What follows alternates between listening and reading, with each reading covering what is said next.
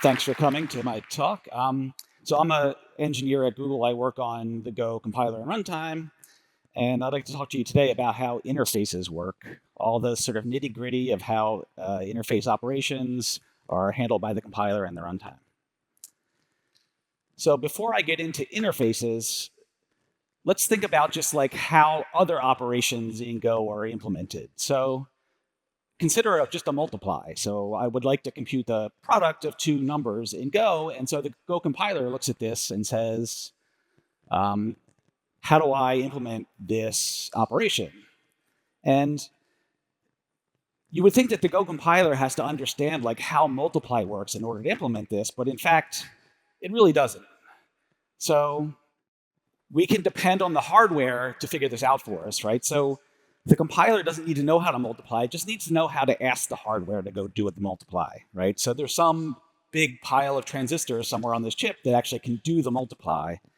And basically all the compiler has to do is ask the hardware, please go do this multiply for me. And maybe we have to decide what registers the inputs and outputs go in, but basically all the work is done by the hardware. There's nothing really that the compiler has to do to implement multiply. Interfaces are different.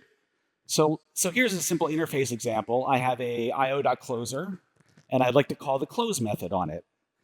And so the question is, how does that work? How does the compiler sort of arrange to make that call happen? And unfortunately for us, there's no pile of transistors on this chip anywhere that will do it for us, right? So we're going to have to figure out how to do it ourselves. And if anyone from Intel is out there and you would like to implement such an instruction, come talk to me. So we have this interface call we'd like to do. We have to think about like what operations we're going to have to do to make that happen. And so there's a bunch of things we have to do here. So interfaces contain other types. And so even though I have an io.closer, there's actually a sort of a concrete type under the hood. Maybe it's an os.file, maybe it's a pipe or something. So we have to go sort of figure out what the actual type is that's inside that interface. Then we have to get its list of methods. We have to look for the one that's the close method, because maybe it has lots of other methods that we don't care about. We have to figure out where that method lives in the binary, like what its PC address is, and then jump to it. So there's a fair amount of stuff we have to do to make that happen. And the question is, how many instructions is this going to take? We don't have like the single magic instruction from the hardware to do it. We're going to have to like build it ourselves. And so you look at this list of stuff that has to be done and you think, well, maybe it's 100 instructions. Like, think about like how all the stuff we've got to do. Could it be 100 instructions? Maybe we can really optimize it and get down to like 30 or 50 instructions, but there's still a fair amount of work to do. So think about what you think, how many instructions this is going to take. So in actuality, we can do this in 3 instructions. And that seems almost like an absurdly low number of instructions. Like we have all the stuff we need to do, like how do we do all that stuff in 3 instructions? And so that's basically the sort of central theme of this talk, is that I'm going to show you how this actually works.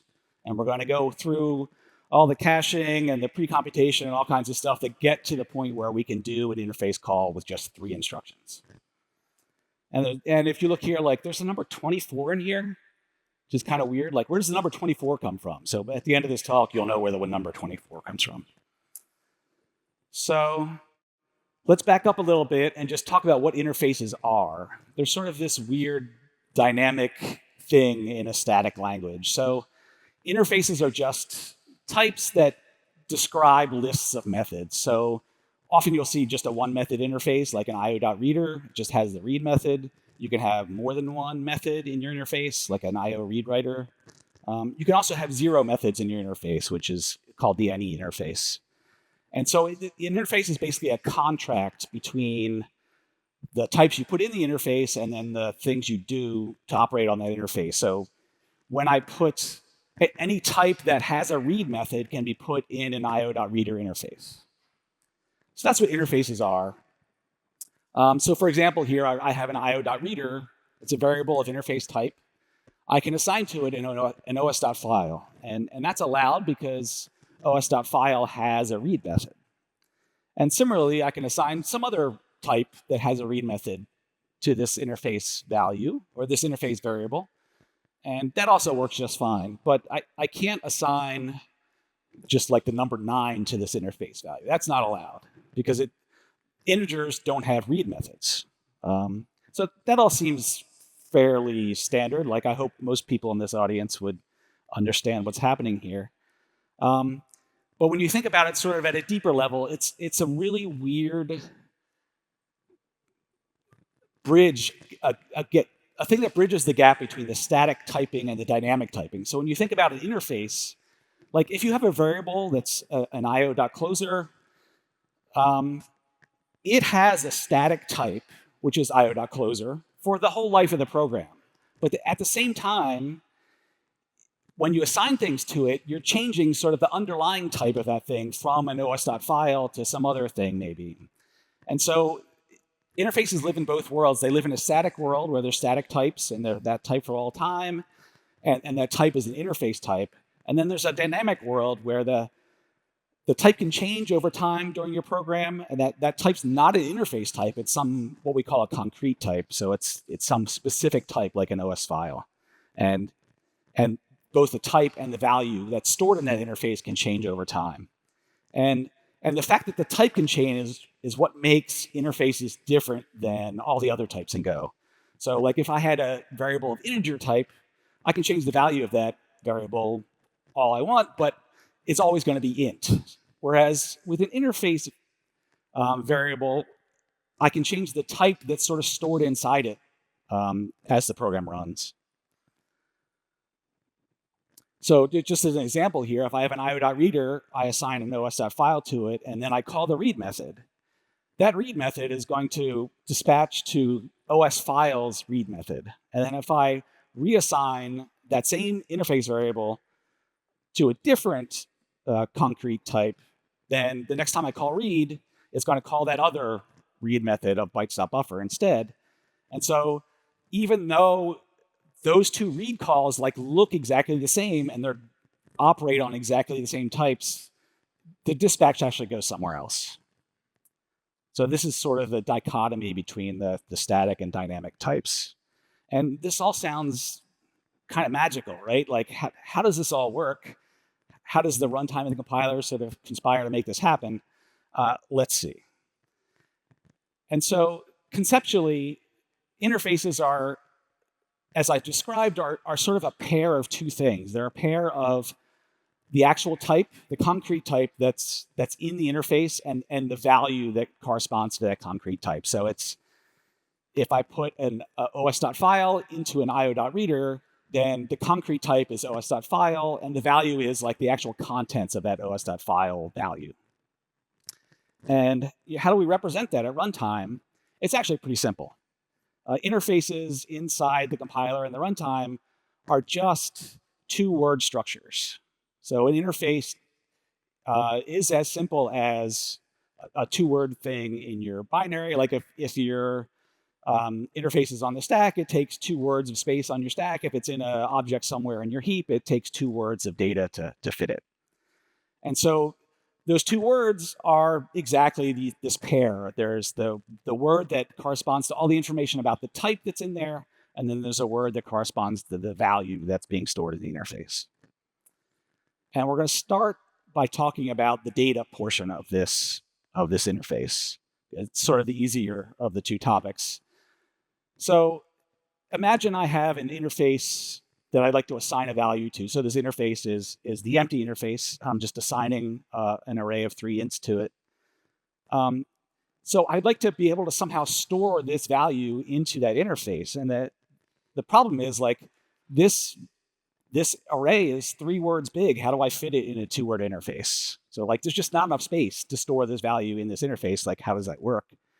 And the answer is, as with all computer science, we do it a level of indirection. So when we assign this array type to an interface, what we actually do is we allocate some data in the heap. We copy the value we're assigning into that space, because we've got lots of space in the heap. And then we store a pointer to that thing in the data field of my interface. And so sort of every time you assign a value into an interface, we sort of do an allocation on the heap and then assign a reference to that chunk of heap into the interface value.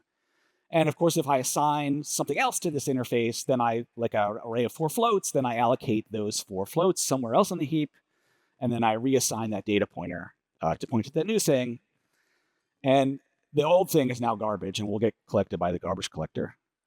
And it's important to understand that when you're using interfaces, this is one of the places where there's a fair amount of overhead. Like if you have interfaces in hot parts of your code and you're assigning to them lots of new things, you're going to be generating lots of garbage. And that's not a great thing if you're in a high performance portion of your code.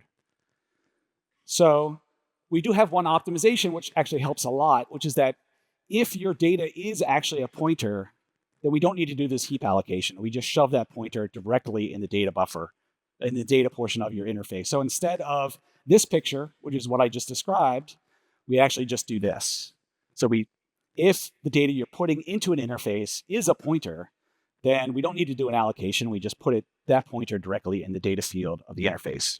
And so this lets you do allocation-free assigning to interfaces. So I would recommend, if you are at all worried about the performance of your interfaces, put pointers in interfaces and not other data structures. Of course, if performance doesn't matter, then yeah, do whatever you want. So that's the data side of the interface. That data pointer is the second word. Now let's talk about the first word, which is the type information for the interface. So the type information for the interface is we're going to make just a pointer to a type descriptor. So a type descriptor is a thing that lives in usually the static portion of your binary in the data section, and it describes everything about the type that you would possibly want to know. So type descriptors give you all sorts of information. They tell you how big the type is and whether it has any pointers in it, and if I wanted to print it for an error message, how I would print it, and how do I do equality on this type, and what are all the methods of this type. And so type descriptors are sort of very general, useful things for the runtime that are used in all sorts of places, but we're going to use them here in interfaces. And basically the only thing about type descriptors that we're going to use in this talk is that type descriptors are where you get the list of methods for a type. And so how do I build an interface? We now know what both parts of the interface are. There's a 2-word thing, a type word and a data word. So if I have a bytes.buffer and I want to assign it to an empty interface, what are the actual instructions I need to issue to make that happen? And I just need 2 instructions. It's actually pretty easy. So the first thing I do is I set the data field, and the data, because I'm putting a pointer into the interface, I just assign the data field directly to this bytes.buffer pointer. That's pretty easy. If I was putting something non-pointer in there, then there'd be more code here because I have to call into the allocator and do a copy and then put that pointer into the data field. But for pointers, it's very simple. And then the type field, it's just a constant. It's the address of the type descriptor that's in the data section of my binary. So that's just a single instruction to sort of materialize that pointer into the type field of my interface. So that's pretty simple. What about going the other way? Suppose I have an interface and I'd like to know whether it contains a particular type. So here I'm doing a type assert from my interface type into a concrete type, the bytes.buffer pointer. And I'm asking, is that a bytes.buffer or not? Or does it have something else? And so this is also pretty simple. We just need to look at the type field and see whether it's the address of the bytes.buffer type descriptor or not. And so we load the address of the bytes.buffer type descriptor into a register. We compare it to the one that's actually the type field of our interface, and we branch somewhere if they're equal, and we follow through if they're not. And so that's a pretty simple, also operation on interfaces, converting from interface to concrete type. And there is sort of one gotcha here, which we do have to be careful about, and that is that this only works if type descriptors are unique. So imagine if in that previous scenario here, imagine that there were 2 type descriptors for bytes.buffer. And so if one descriptor is in my interface in the type field and the other descriptor is the one I'm comparing against, that comparison will fail when it shouldn't. And so it's very important that for any specific type in the program, there is exactly one type descriptor for that type. And this is pretty easy to ensure in the compiler because we just generate these type descriptors, the linker deduplicates them, and that's pretty easy. It gets a little more complicated for types that are allocated at runtime by the reflect package or the plugin package. So we have to be careful on those packages to make sure that if a type descriptor for a specific type already exists, we don't generate another one, because then that would cause problems. So this is a case where we want this code to go really fast, so we're willing to add some overhead to the reflect and plugin packages in exchange for making the common case very fast. Also, a simple thing we can do with interfaces is compare against nil. So the invariant we maintain is that an interface is nil if and only if the type field is nil. And so we can do one instruction to decide whether an interface is nil or not. And so I know people are sometimes grumpy about how much space the error not equals nil code takes in your program, but it's not such a problem in the generated assembly because it takes 3 lines in your program and only takes 1 line in your generated assembly. So it's very efficient. So we should just all write an assembly, I guess, instead. So let's get back to the problem I had at the top of this talk, which is how do I do a method invocation on an interface? So I have an io.closer. I want to call the close method on it. How do I do that? And I had this list of stuff that we have to do that I told you earlier. We have to do all these steps to figure out where it is we need to go in the binary. And so far, we've solved the first problem. Right? We need to know what the contained type is inside that interface variable. And it's the first word of that interface is a pointer to the type descriptor. So like we know how to get to the concrete type that's inside that interface. But all these other ones, like we haven't made any real progress on them. I can sort of see that the second one there, to get the list of methods, like there could be a method on type descriptors that gives you the list of methods. But like we have 3 instructions to get this done. So like we can't be calling methods on type descriptors. So we're like 2/3 of the way through this talk and we're only 1/5 of the way through the list of stuff we have to do. So we gotta hurry up here. So the idea of how we're going to fix this is that we're going to try to pre-compute all this information. Instead of having to compute it when this close call happens, let's compute it earlier and like have a magic result around that we can use to make this call fast. So let's pre-compute it. And the first obvious barrier we get to in trying to pre-compute it is that even if we could pre-compute something interesting, there's no place to put it, right? So interfaces are 2-word structs. We've used both the words. There's no extra space here if we pre-computed something to shove extra information. And so that's the first thing we're going to fix, is we're going to make ourselves some more room, right? So this is a picture of the interface. We have the type pointer pointing to the descriptor, and their data field is as before. What we're going to do is we're going to interpose a new object in between here. And this is going to give us some space to put the extra pre-computed data that we need. And so this intermediate object is called an interface table, or itab, and it just provides extra space to put more stuff that we'd like to do, and it still lets you get to the type descriptor, right? So in this middle object, we're going to have a pointer to the type descriptor, so like we can still get to the type descriptor if we need it. And so this is sort of a trade-off, right? So we're making ourselves space for more pre-computed data in exchange for the type descriptor pointer is now 1 more hop away than it was before. But we're going to be happy with that at the end. So what does this intermediate object look like, this interface table? Just a small point here is that I told you that the first field of this thing was always going to be a pointer to the type descriptor. I actually lied to you. It's not always going to be a pointer to the type descriptor. Sometimes it's going to be a pointer to this interface table. And the time when we need the interface table is when we have methods. So what we're going to do is we're going to have 2 different sort of kinds of interfaces and 2 different representations. For empty interfaces, everything I told you before still works. The first word is just a pointer to the type descriptor.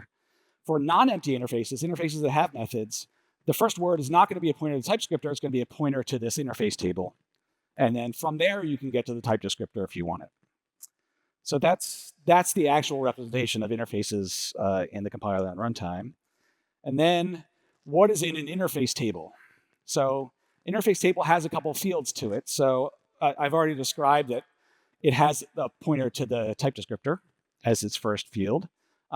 It also has a pointer to the interface type that it's implementing. So this is like an io.reader or whatever interface your interface variables implementing. We also store that here. It's just useful for like debug prints and panics and things like that. We won't use it much in this talk. And then we have the interesting stuff, which is this pre-computed data. This is called a method table, and what it contains is one entry for every method of the interface type, not of the concrete type. The concrete type can have lots of methods, but it's one entry for every method in the interface that this thing is stored in. So for like an io.reader, there's just one method, so the fun will be one entry long. But if it's an io.readWriter, it's got two methods, the fun table will be too long instead. And then each entry in this table is going to be the PC of the method that implements that interface method. So let me just show you an example. Suppose I take a bytes.buffer pointer and I assign it to an io.reader. What does the itab, what does the interface table look like? Well, it's got the two pointers to the two type descriptors. It's got a pointer to the concrete bytes.buffer type descriptor. It's got a pointer to the interface type descriptor, the io.reader.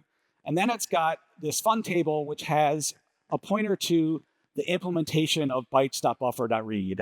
So just, what address do I jump to execute this function?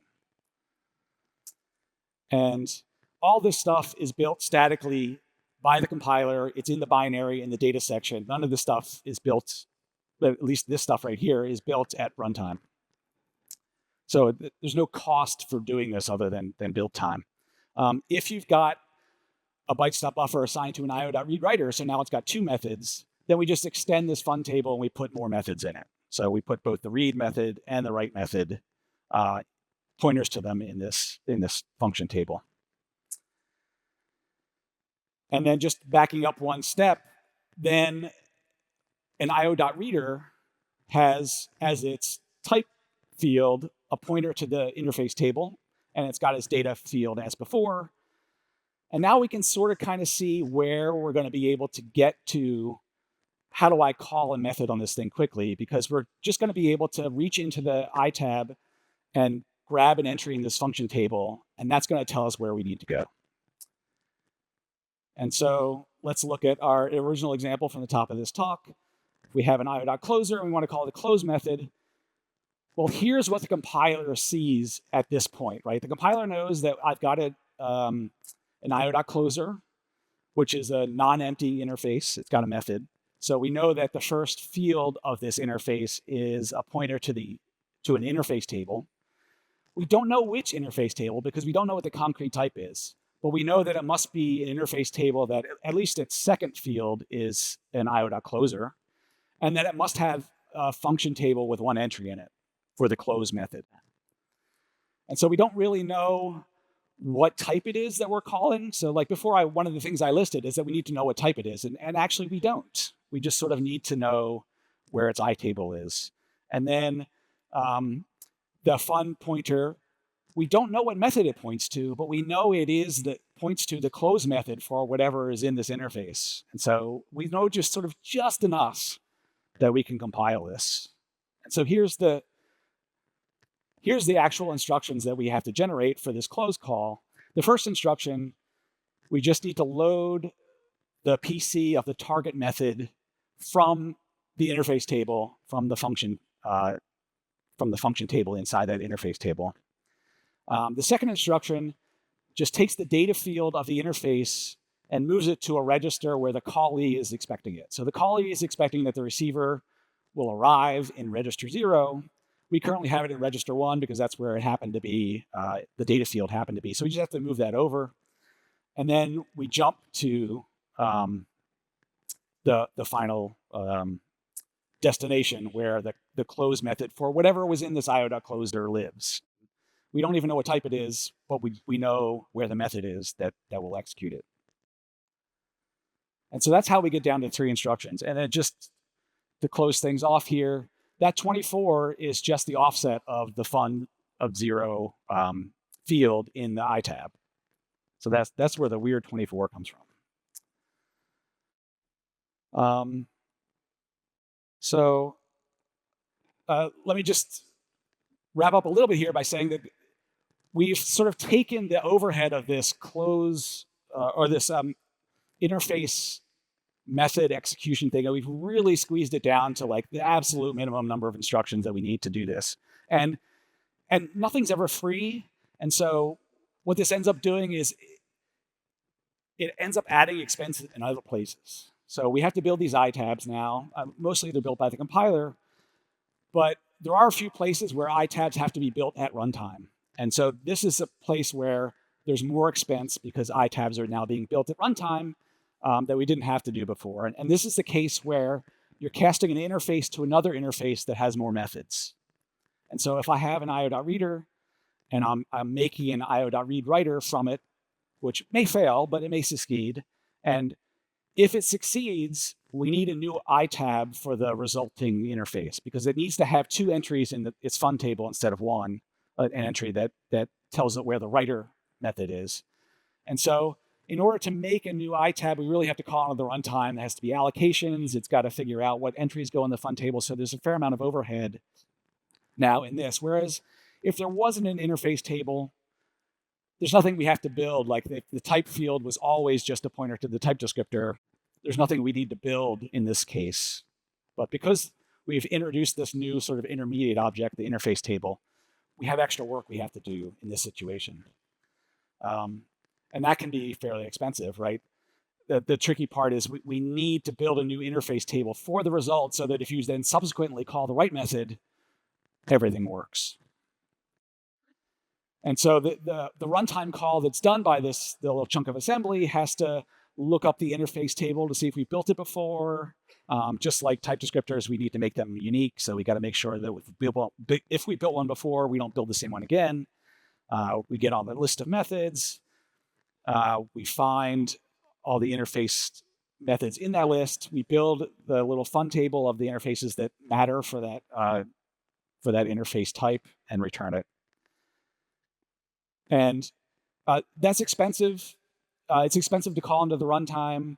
So in 1.22, I actually added a little cache outside that runtime call so that if you're converting the same types over and over again, it actually goes very quickly because you don't actually call into the runtime. If you get a hit in the cache, you just execute these 20 instructions and you're done. And only if the cache misses, then do you have to call in the runtime and do allocations. And that's just like a little per call site cache on every interface to interface conversion. And this makes things quite a bit faster. For type asserts, they're like 4 times faster. For type switches, it's even better. It can be like 10 times faster. All right, so that's my talk. You can conclude that interfaces are magic, but that would be wrong. Interfaces are not magic. Interfaces are just good engineering. All right, thank you.